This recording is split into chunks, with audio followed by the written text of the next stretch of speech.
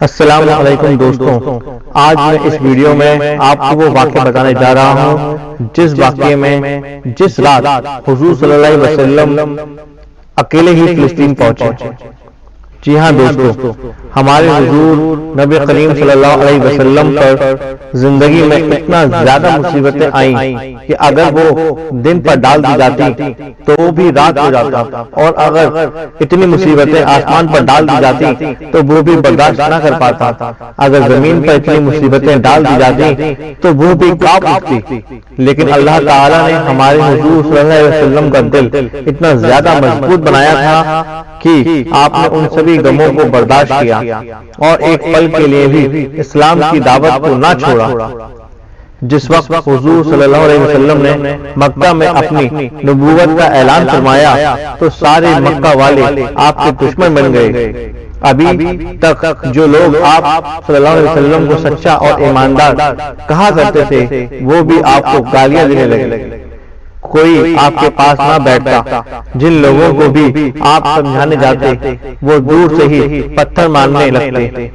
کبھی آپ کے چہرے پر تھوک دیتے،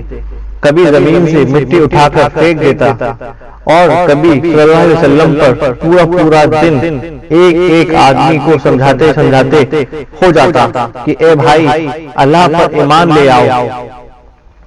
اس کے علاوہ کوئی معبود نہیں۔ لیکن صبح سے شام ہو جاتی مگر مکہ میں کوئی ایک انسان بھی آپ صلی اللہ علیہ وسلم کی بات سننے کے لیے تیار نہ ہوتا۔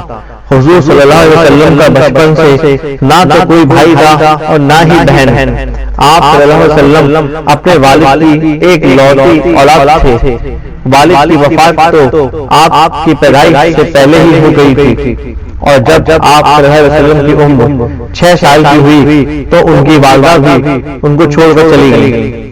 2 سال تک دادا ابو طالب نے آپ کو پالا، لیکن اس کے بعد ان کی بھی وفات ہو گئی، اور آخر میں آپ کے سب سے ہمدرد چاچا ابو طالب نے آپ کے سر پر ہاتھ رکھا اور پھر ساری زندگی آپ کی کفالت کرتے رہے۔ لیکن جب حضور صلی اللہ علیہ وسلم نے مکہ والوں کو ایک اللہ کی طرف بلانا شروع کیا تو سبھی آپ کے دشمن بن گئے، اور ایک دن ابو جہل مکہ کے بڑے بڑے سرداروں کے ساتھ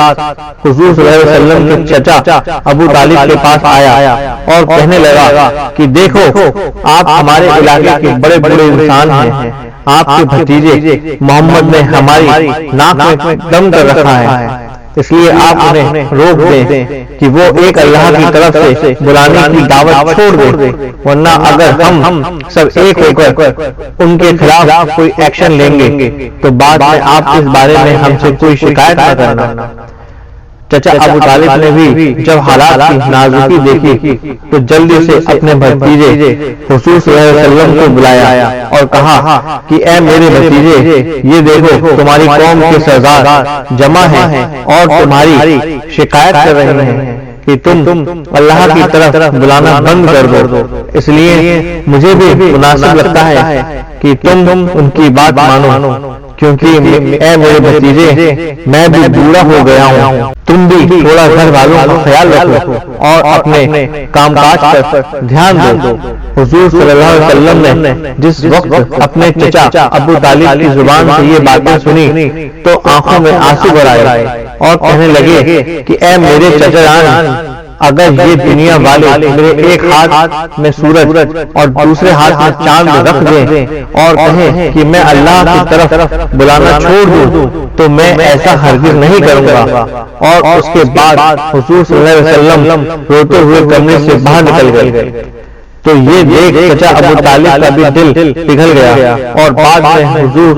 صلی اللہ علیہ وسلم کو پاس بلا کر کہا کہ اے میرے بھتیجے، تم کو جو کرنا ہے کرتے رہو، میں مرد دم تک تمہارا ساتھ نہیں چھوڑوں گا۔ لیکن اللہ کی قدرت کو تو کچھ اور ہی منظور تھا۔ اس واقعہ کے کچھ دنوں بعد ہی اچانک حضور صلی اللہ علیہ وسلم کی سب سے ہمدرد بیوی حضرت خدیجہ کی وفات ہو گئی، اور اس کے کچھ ہی دنوں کے بعد اچانک چچا ابو طالب کی بھی وفات ہو گئی، جس کی وجہ سے آپ صلی اللہ علیہ وسلم بالکل ٹوٹ کر رہ گئے، کیونکہ یہ دونوں حضرات آپ صلی اللہ علیہ وسلم کے لیے ایک ایسا سہارا تھے جن کی باتوں سے حضور صلی اللہ علیہ وسلم کا دل مضبوط رہتا، لیکن اب دونوں نے ہی ایک ساتھ چھوڑ دیا۔ 4 بڑی بڑی لڑکیاں تھیں، ان کی بھی ذمہ داری اب آپ پوری طرح سے آپ کے اوپر آ گئی، اور دوسری طرف اللہ کا حکم تھا کہ اے میرے پیارے نبی، زندگی میں چاہے جیسے بھی حالات آئیں، آپ کو اسلام کی دعوت سے نہیں رکنا، بلکہ برابر لوگوں کو سمجھاتے رہنا ہے۔ آخر جب حضور صلی اللہ علیہ وسلم مکہ کے لوگوں کو سمجھا کر تھک گئے اور بہت کم لوگ آپ پر ایمان لائے، تو ایک دن مجبور ہو کر آپ صلی اللہ علیہ وسلم طائف کی طرف گئے تاکہ وہاں کے لوگوں کو کچھ اسلام کی باتیں سمجھا سکیں، شاید وہاں کے سرداروں میں سے کوئی بندہ ایمان لے آئے تاکہ وہ اسلام کے لیے ایک مضبوط طاقت بنے۔ لیکن ان لوگوں نے تو حضور صلی اللہ علیہ وسلم کی بات ہی نہ سنی اور اپنے علاقے کے بدماش لوگوں کو آپ صلی اللہ علیہ وسلم کے پیچھے لگا دیا کہ جو آپ صلی اللہ علیہ وسلم کو پتھروں سے مار رہے تھے، اور اتنا زیادہ مارا کہ سر کا خون بہتے ہوئے پیر کی جوتیوں میں آ کر بھر گیا۔ حضور صلی اللہ علیہ وسلم پوری طرح زخمی ہو چکے تھے۔ چچا اور بیوی کی وفات کا غم ابھی ٹھنڈا بھی نہیں ہوا تھا کہ دوسری طرف طائف کے لوگوں نے آپ کی یہ حالت کر دی۔ آنکھوں میں آنسو بھرے تھے اور آپ صلی اللہ علیہ وسلم مایوس سر جھکائے ایک باغ میں بیٹھے اللہ سے دعائیں کر رہے تھے کہ اے میرے اللہ، آپ نے یہ مجھے کن لوگوں کے حوالے کر دیا؟ یہ تو ہر موقع پر مجھے ذلیل کرتے ہیں، مجھے مارتے ہیں، لیکن اے اللہ، اگر آپ مجھ سے ناراض نہیں ہیں تو مجھے کوئی فرق نہیں پڑتا، میں آپ کے حکم پر ایسے ہی لوگوں کو سمجھاتا رہوں گا۔ حضور صلی اللہ علیہ وسلم کا ایک ایسا غم دیکھ کر اللہ کا عرش بھی کانپ اٹھا، اور اللہ نے فیصلہ کیا کہ اب میں اپنے پیارے نبی کو اپنے پاس آسمانوں پر بلاؤں گا۔ آخر جب رات ہوئی اور حضور صلی اللہ علیہ وسلم بستر پر لیٹے تو اچانک حضرت جبرائیل علیہ السلام ایک تیز رفتار سواری لے کر آپ صلی اللہ علیہ وسلم کے پاس پہنچے اور کہا کہ اے اللہ کے حبیب، اللہ نے آپ کو اپنے پاس بلایا ہے۔ اور پھر حضور صلی اللہ علیہ وسلم حضرت جبرائیل کے ساتھ براق پر سوار ہو کر سب سے پہلے فلسطین کے مسجد اقصی گئے۔ مسجد اقصی میں اس وقت ہمارے نبی جمع تھے۔ اللہ کے پیارے حبیب حضور صلی اللہ علیہ وسلم کو دیکھتے ہی تمام نبیوں نے آگے بڑھ کر آپ کا استقبال کیا، اور پھر حضور صلی اللہ علیہ وسلم نے سارے نبیوں کو 2 رکعت نماز پڑھائی۔ اس کے بعد آپ صلی اللہ علیہ وسلم حضرت جبرائیل علیہ السلام کے ساتھ معراج کے سفر پر گئے۔ پہلے آسمان سے دوسرے آسمان، دوسرے آسمان سے تیسرے آسمان، اور پھر اسی طرح 6 آسمان پار کر کے حضرت جبرائیل علیہ السلام جب حضور صلی اللہ علیہ وسلم کے ساتھ 7ویں آسمان پر پہنچے تو وہ آپ صلی اللہ علیہ وسلم سے کہنے لگے کہ اے اللہ کے رسول، میری حد بس یہیں تک ہے، میں اس کے آگے ایک قدم بھی نہیں بڑھا سکتا، ورنہ میں جل کر خاک ہو جاؤں گا، اس لیے اب آپ جانیں اور آپ کا رب جانے۔